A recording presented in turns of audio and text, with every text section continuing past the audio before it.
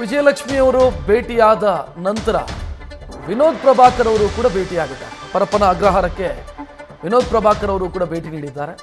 ಮತ್ತು ಕುಟುಂಬ ಸದಸ್ಯರಿಗಷ್ಟೇ ಭೇಟಿಯಾಗೋದಕ್ಕೆ ಅವಕಾಶ, ಆದರೂ ಕೂಡ ನಾನು ಪ್ರಯತ್ನಿಸ್ತೀನಿ ಅಂತ ವಿನೋದ್ ಹೇಳಿಕೊಂಡಿದ್ದಾರಂತೆ. ಅಂದರೆ ವಿಜಯಲಕ್ಷ್ಮಿ ಅವರು ಭೇಟಿಯಾಗಿದ್ದಾರೆ. ವಿನೋದ್ ಪ್ರಭಾಕರ್ ಕೂಡ ಜೈಲಿನ ಬಳಿಗೆ ಬಂದಿದ್ದಾರೆ. ಅವಕಾಶ ಸಿಗುತ್ತೆ, ಭೇಟಿಗೆ ಅವಕಾಶ ಸಿಗುತ್ತೆ ಅನ್ನುವಂಥ ನಿರೀಕ್ಷೆಯಲ್ಲಿ. ಆದರೆ ಆ ದೃಶ್ಯವನ್ನು ಕೂಡ ನೀವು ನೋಡ್ತಾ ಇದ್ದೀರಿ, ಅವರು ಬಂದಿರುವಂಥ ದೃಶ್ಯವನ್ನು ನೋಡ್ತಾ ಇದ್ದೀರಿ.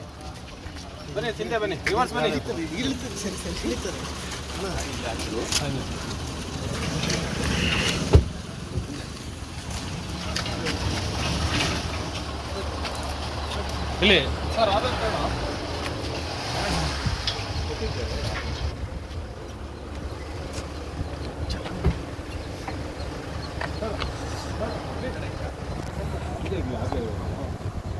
ಸರ್ ದರ್ಶನ್ ಅವ್ರ ಭೇಟಿಗೆ ಹೋಗ್ತಿದ್ರ ಸರ್?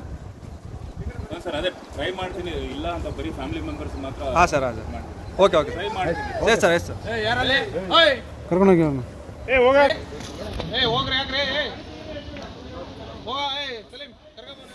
ಹೆಚ್ಚಿನ ಡೀಟೇಲ್ ನೀಡೋದಕ್ಕೆ ನಮ್ಮ ಪ್ರತಿನಿಧಿ ಅಂಕಿತಾ ನೇರ ಸಂಪರ್ಕದಲ್ಲಿ. ಅಂಕಿತಾ, ಈಗ ಕೈದಿಯೊಬ್ಬನನ್ನ, ವಿಚಾರಣಾಧೀನ ಕೈದಿಯನ್ನ ಭೇಟಿಯಾಗಬೇಕು ಅಂತಂದ್ರೆ ಅದರದ್ದೇ ಆದಂಥ ಕಾನೂನು ಪ್ರೊಸೀಜರ್ ಇದೆ, ಎಂಟ್ರಿ ಹಾಕಬೇಕು ಅಂತಾದರೆ ಇವತ್ತು ಯಾರೆಲ್ಲ ಭೇಟಿ ಆದರೂ ಏನೇನು ಪ್ರೊಸೀಜರ್ ಫಾಲೋ ಮಾಡಬೇಕಾಗತ್ತೆ ಒಂದು ವೇಳೆ ಭೇಟಿ ಆಗಬೇಕು ಅಂತಾದರೆ?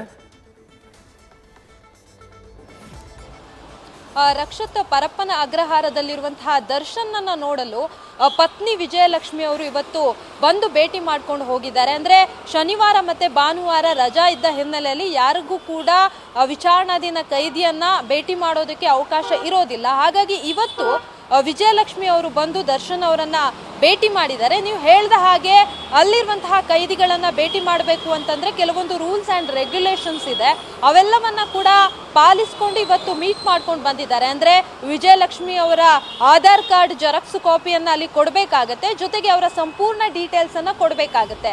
ಅಲ್ಲಿ ಜೈಲಿನಲ್ಲಿರುವಂತಹ ಕೈದಿಗಳೇನಿದ್ದಾರೆ ಅವರನ್ನು ಭೇಟಿ ಮಾಡೋದಕ್ಕೆ ಕೇವಲ ಕುಟುಂಬಸ್ಥರಿಗೆ ಮಾತ್ರ ಅವಕಾಶ ಇರೋದು. ಹಾಗಾಗಿ ವಿಜಯಲಕ್ಷ್ಮಿ ಅವರು ಬಂದು ಇವತ್ತು ದರ್ಶನ್ ಅವರನ್ನು ಭೇಟಿ ಮಾಡಿದ್ದಾರೆ. ಜೊತೆಗೆ ಇನ್ನೊಬ್ಬ ನಟ ಕೂಡ ಬಂದು ಭೇಟಿ ಮಾಡಿರುವಂಥದ್ದು.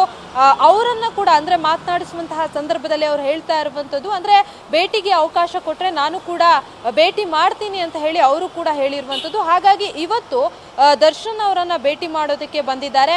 ಈ ಹಿಂದೆ ಅಂದರೆ ರೇಣುಕಾಸ್ವಾಮಿ ಕೊಲೆ ಕೇಸ್ನ ಸಂದರ್ಭದಲ್ಲಿ ಏನು ಕಸ್ಟಡಿಗೆ ಆರೋಪಿಯನ್ನ ಪೊಲೀಸರು ಪಡೆದಿದ್ರು, A2 ಆಗಿರುವಂತಹ ದರ್ಶನ್, ಆ ಸಂದರ್ಭದಲ್ಲೂ ಕೂಡ ವಿಜಯಲಕ್ಷ್ಮಿ ಅವರು ಕೂಡ ಪೊಲೀಸ್ ಸ್ಟೇಷನ್ಗೆ ಬಂದಿದ್ರು, ಅನ್ನಪೂರ್ಣೇಶ್ವರಿ ಪೊಲೀಸ್ ಸ್ಟೇಷನ್ಗೆ ಬಂದು ಅಲ್ಲೂ ಕೂಡ ಒಂದು ವಿಚಾರಣೆಯನ್ನು ಎದುರಿಸಿದ್ರು. ಅಂದ್ರು ಅವರಿಗೂ ಕೂಡ ನೋಟಿಸನ್ನು ಕೊಡಲಾಗಿತ್ತು.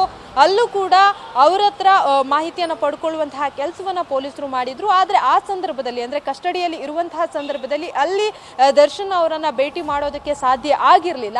ಈಗ ಪರಪ್ಪನ ಅಗ್ರಹಾರ ಜೈಲಿನಲ್ಲಿ ದರ್ಶನ್ ಇರೋದ್ರಿಂದ ಕುಟುಂಬಸ್ಥರಿಗೆ ಭೇಟಿ ಮಾಡಬಹುದು. ಹಾಗಾಗಿ ಇವತ್ತು ವಿಜಯಲಕ್ಷ್ಮಿ ಅವರು ಬಂದು ಭೇಟಿ ಮಾಡಿಕೊಂಡು ಹೋಗಿದ್ದಾರೆ. ರಕ್ಷತ್, ನ್ಯೂಸ್ ಫಸ್ಟ್ ನಿರ್ಭೀತಿಯಿಂದ ನಿಮ್ಮ ಪರವಾಗಿ.